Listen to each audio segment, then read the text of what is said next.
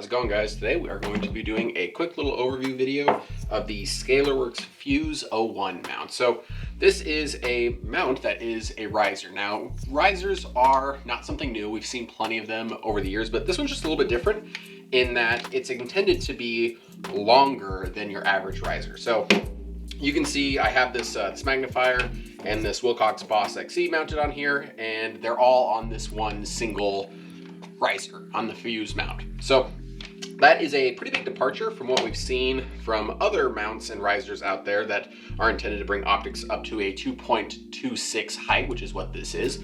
This is a Reptilia riser. They make these in a few different lengths. This is just one of the shorter ones.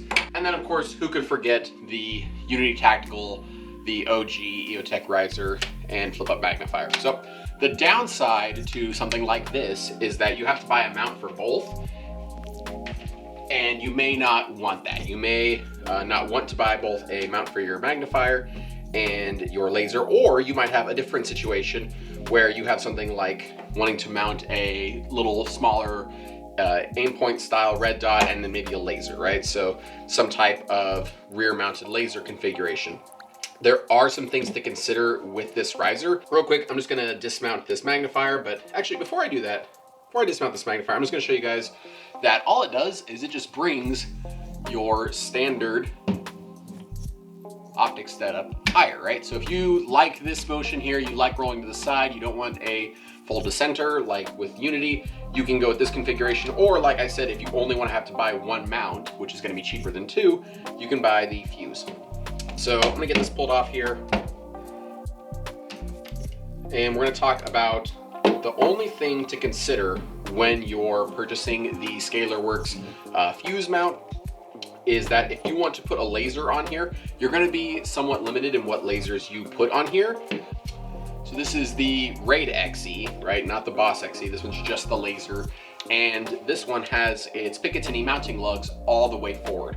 No matter what red dot I tried to pair with this, because those lugs are all the way forward, I was not able to actually mount a red dot and the Raid XE on the FUSE. So if your laser has forward mounting Picatinny lugs, you're probably gonna have some difficulty with this. Now, all of Scalarworks' marketing material showed lasers that had their mounting further rear, right? So something like the NGAL or the PEC 15, especially when paired with something like the Scalarworks Leap mount.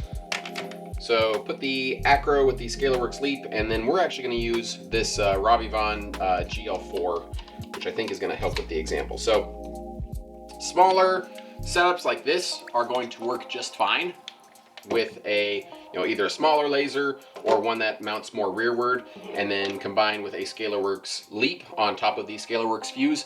But that was my only consideration, is that if you like the Wilcox Boss, or sorry, excuse me, if you like the Wilcox Raid XE, you're probably not going to be able to mount it on the FUSE in conjunction with the red dot. So that was another thing to keep in mind. One other use case that this might be useful for would be a red dot in conjunction with a clip-on thermal. So if you have like the RH25 and you want to do like a Wilcox flip aside, or you just want to mount it in line, this would be a great option for that. It's going to bring your height over bore. I see a lot of guys running the thermals taller because if they have a laser mounted up front, then their thermal is not occluded by the laser, depending on its size and how tall of an optic mount you have. So that is the Scalarworks FUSE, guys. Just want to make a quick video going over it since there's not a lot of information out there. We do have these available on our website, and you can go check them out at midwestoptics.net.